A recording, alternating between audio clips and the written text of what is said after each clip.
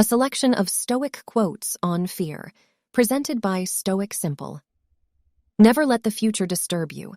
You will meet it, if you have to, with the same weapons of reason which today arm you against the present. Many of the anxieties that harass you are superfluous.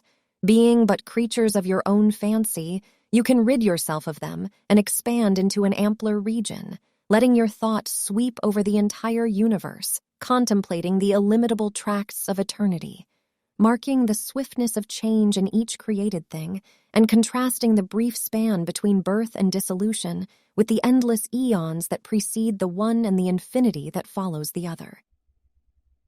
The first step: don't be anxious. Nature controls it all.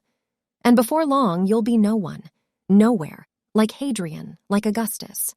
The second step: concentrate on what you have to do. Fix your eyes on it. Remind yourself that your task is to be a good human being. Remind yourself what nature demands of people.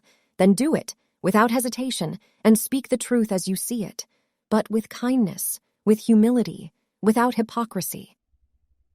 There is only one way to happiness, and that is to cease worrying about things which are beyond the power of our will.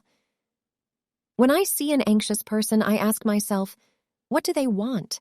For if a person wasn't wanting something outside of their own control, why would they be stricken by anxiety?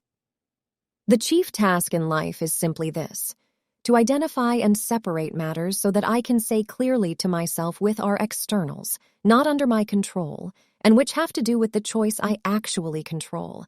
Where then do I look for good and evil? Not to uncontrollable externals, but within myself, to the choices that are my own. You act like mortals in all that you fear, and like immortals in all that you desire. Remember, however, before all else, to strip things of all that disturbs and confuses, and to see what each is at bottom. You will then comprehend that they contain nothing fearful except the actual fear. Everyone hurries his life on and suffers from a yearning for the future and a weariness of the present. But he who bestows all of his time on his own needs, who plans out every day as if it were his last, neither longs for nor fears the morrow. True happiness is to enjoy the present without anxious dependence upon the future, not to amuse ourselves with either hopes or fears, but to rest satisfied, for he, that is, wants nothing. The greatest blessings of mankind are within us and within our reach. A wise man is content with his lot, whatever it may be, without wishing for what he has not.